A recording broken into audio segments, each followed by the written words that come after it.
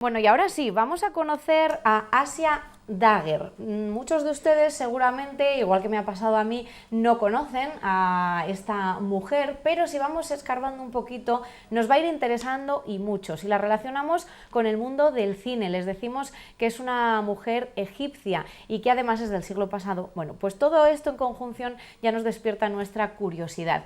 Y la persona que nos va a hablar de ello es la autora de este libro, la autora de esta biografía, que además se presentaba hace muy poquitos días en la biblioteca pública. Nos acompaña esta noche Flora Lobato. Buenas noches, Flora. Buenas noches. ¿Qué tal? Muy bien, ¿y tú? Muy bien. Gracias. Encantadas de tenerte aquí, porque además sabemos que el día que hicisteis la presentación en la biblioteca, que fue un éxito, que vamos, que casi que no tenemos ni el ejemplar que tenemos hoy aquí en nuestras manos. Sí. Así que encantados de que nos lo acerques a través de la tele y conocer a esta, bueno, iba a decir actriz, pero esa fue actriz y también productora, ¿no? Egipcia, que seguro que nos sorprende a muchísimos. Yo por lo poquito que he leído ya sorprende. Sí. Flora, primero presentarte, eres licenciada y también doctorada en Filología Hispánica por la Universidad de Salamanca. Has ejercido de profesora en diferentes institutos y también en la Escuela de Idiomas de aquí de Zamora, y también eres la autora de Edgar Neville, Entre la literatura y el cine.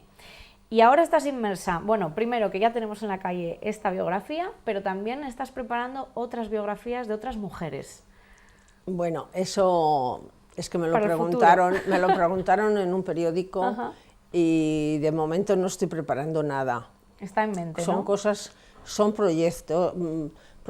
Yo siempre digo que si tengo salud, pues seguiré haciendo cosas.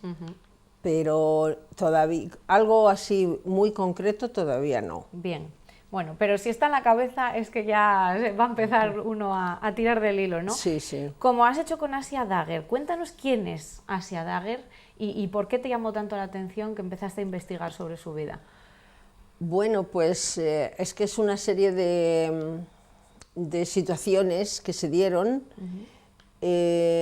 Yo, como ya sabe todo el mundo, que estoy casada con un palestino, que su familia vive en Jordania por el asunto de Israel, que no pueden entrar que cuando una de las guerras del 48 se tuvieron que salir y viven en Jordania. Como la mayoría de los palestinos, pues viven en otros, o en Jordania, en Líbano, etc. Sí, y la familia de mi marido vive en Jordania en su mayoría, y por eso yo a donde voy es a Jordania. Hace 40 años que me casé y vamos siempre allí a Jordania a ver a su familia, a sus padres hasta hace poco y ahora a sus hermanos. Y en una de esas ocasiones, de esos viajes, nos fuimos, mi marido y yo, en Amán, que es donde vamos, a ver librerías, porque claro, mi marido, como es árabe, le gusta también traer libros de lengua árabe. Supongo, claro. Y descubrió un libro que se titula Las sultanas del cine egipcio, pioneras de la pantalla, y me iba comentando él lo que habían hecho estas mujeres, un grupo de mujeres y claro, a mí también, mi marido estaba sorprendido y yo también, porque tampoco sabíamos que hubiera mujeres que habían ocupado un lugar tan destacado en el cine egipcio. Sorprende mucho. Y es que el cine egipcio, paradójicamente, aunque nos parezca extraño también y sorprendente, como Egipto estaba colonizado por los ingleses y previamente también por los franceses de cuando Napoleón, pues quedaban reminiscencias, núcleos de... Bueno, los ingleses no quedaban reminiscencias porque estaban allí hasta el año 1952, pero también de los franceses. En el caso de los franceses sí quedaban reminiscencias, de tal manera que es que el cine egipcio empezó a surgir casi al mismo tiempo que en Francia. Y bueno, en Egipto fue un fenómeno de las mismas características que fue en el mundo, porque como yo estudié cuando Edgar Neville cómo se había recibido el cine en España, cómo se había recibido el descubrimiento del cinematógrafo en España, en Francia, pues igual pasó en Egipto, que la gente estaba alucinada y y encantada de asistir a ese fenómeno de ver en pantalla las acciones y los hechos en tiempo real y en movimiento, y en fin, que la sociedad egipcia estaba fascinada, igual que pasaba en el resto del mundo. Y bueno, es que hubo una serie de circunstancias también sociopolíticas que fueron las que permitieron y están en la base de lo que es el desarrollo de estas mujeres en el cine. Sí, porque primero sorprende que en Egipto fuera a la vez, pero esta es la explicación, ¿no? Que se desarrollara al mismo tiempo. Pero la segunda parte es mujeres. Estamos hablando de una mujer que nació en 1908 sí. Y que se dedicasen a esta industria que hasta hace muy poquito casi estábamos viendo, hasta hace muy poco, dirigida sobre todo por hombres en países occidentales. Así que todavía sorprende más el saber que pudo estar detrás de las cámaras como productora y también como actriz. Sí. ¿Cuál es la importancia de Asia Dagger en ese mundo que nace de esa forma y que dirigen o que encuentran su hueco un grupo de mujeres? Para entender el fenómeno de Asia Dagger y de este grupo de mujeres, que en el libro se explica bien para que no quede duda de por qué pudieron hacer este tipo de trabajos, pues hay que explicar que en mitad del siglo XIX los pensadores egipcios querían crear la urdimbre de una sociedad imitando a las occidentales. Y para ello eran un cierto tipo de pensadores progresistas y para ello miraban a Occidente. De esta manera, sobre 1950 enviaron hacia un grupo de gente experta para que aprendieran el manejo de la imprenta, con lo cual se introdujo en Egipto, ya pues se empezaron a publicar libros, a publicar revistas, a publicar también prensa, etc. Y empezó a dar un vuelco el mundo árabe en sí mismo. Y después también tenían como prioridad dar importancia a la mujer, imitando también a Occidente, dando un lugar a la mujer, un lugar que fuera semejante al que la mujer occidental ocupaba en la sociedad. Y de esta manera empezó a evolucionar este fenómeno que se llamaba Nahda, el Nahda en árabe, que significa renacimiento. Pues era un fenómeno que afectaba a distintas áreas, a la cultural, a la económica, a la social, etc. Y es la base de que estas mujeres pudieran lanzarse a esta actividad. Sí. No debía de ser fácil porque eran mujeres, por ejemplo, Asia Dagger era analfabeta, porque solo el 1% de las mujeres árabes no lo eran. La mayoría eran analfabetas, como he dicho, y letradas que no podían... Pero bueno, para estas actividades también Asia Dagger y otras procedían del mundo del teatro, que también se estuvo desarrollando en este fenómeno, cultural. Sí. Porque las mujeres árabes antes estaban recluidas al mundo de la familia o al harén, pero en este periodo surgió el feminismo, las feministas también iban a Europa a congresos, a Italia, es decir, que fue una revolución en este sentido. Y pues Asia Dagger,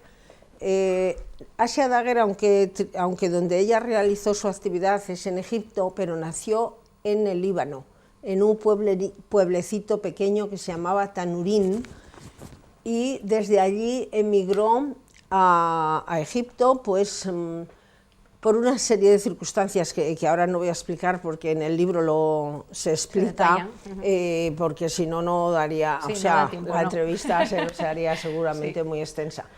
Pero emigra a Egipto y vive allí, en el ánimo de buscar mejor fortuna. y tenía un primo que era filólogo en árabe y hacía guiones y traducía guiones del francés al árabe y al inglés. Fue su puerta de entrada. Y como ella además era muy guapa y tenía mucho tesón y era muy constante y muy trabajadora, y luego los papeles se los aprendía, se los leían y se lo aprendía de memoria. Y fíjate, ayer oí yo en la tele también que Sara Montiel cuando estaba en Inglaterra y yo lo asocié con Asia. Era lo mismo que iba a comentar exactamente, yo ahora, o sea, que eso teníamos el ejemplo muy cerquita. Debe de ser que eso ya está todo inventado. Sí. Y bueno, y claro, empezó como actriz, como hemos dicho, pero después, cuando tenía 38 años, fue su última película.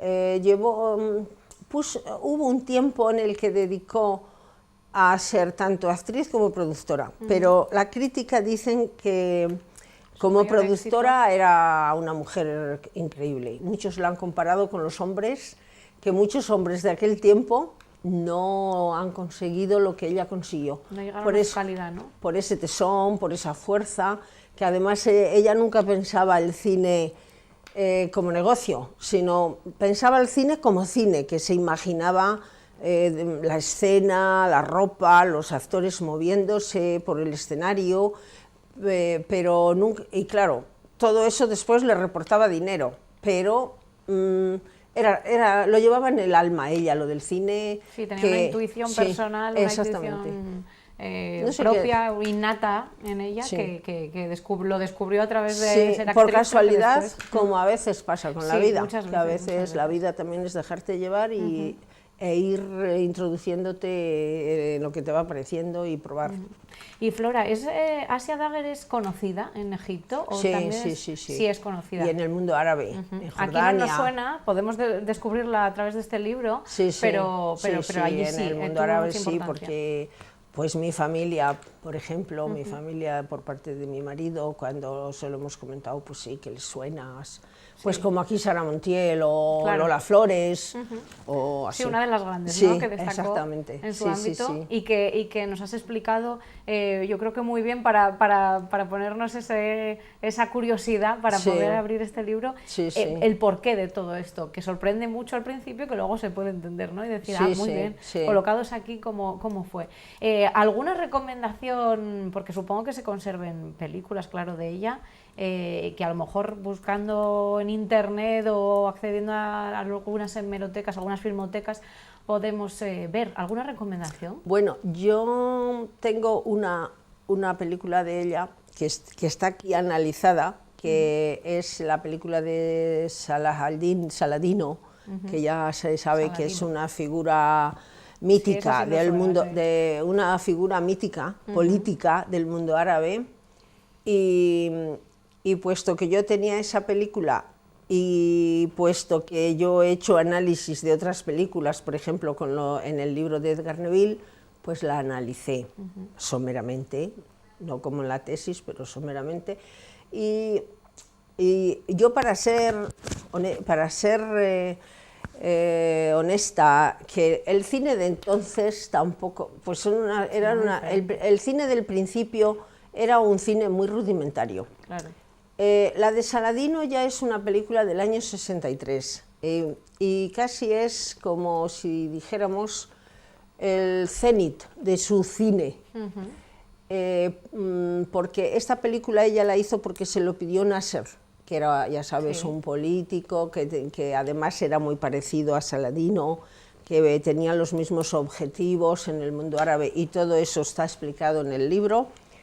Pues se puede ver, pero vamos, yo la tengo porque la he traído de Jordania, porque ya como yo tenía esto en la cabeza y no sabía para qué, pero yo buscaba películas, y el día que me surgió lo de este libro, pues que fue también de una manera muy fortuita, como a mí me parece que me pasan así a mí las cosas, y seguro que le pasan a todo el mundo, pues no, por la pregunta que me has hecho antes, que aunque poniendo en Google Asia Dagher sale y te da los títulos de las películas, pero no las películas en sí, porque estamos muy lejos y Bueno, pues si algún curioso, ahora que van acercándose cada vez más las vacaciones y podemos y tenemos la oportunidad y tenemos la curiosidad, tenemos que ponernos a buscar. Flora, muchas gracias por venir, por acercarnos esta figura tan desconocida para nosotros, traernosla a Zamora. Sí, sí. Asia Dagher, bueno, actriz, productora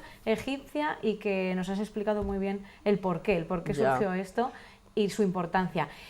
Otro día seguro que hay más oportunidad para hablar más y de más mujeres, si es que finalmente te lanzas a escribir más biografías. Bueno, Flora. pues yo creo que a lo mejor sí. A lo mejor sí. Y solo unas palabritas que quiero agradecer a la ciudad de Zamora. La respuesta masiva que me han dedicado, que es que casi estoy abrumada. Fenomenal. Con compras, con asistencia, con los medios. Nos alegra muchísimo que nos digas esto. Gracias a ti también. Flora, muchas gracias. Asia Dagher, ya lo saben, si la quieren conocer un poquito más, tenemos que bucear en este libro, que además tiene una edición maravillosa.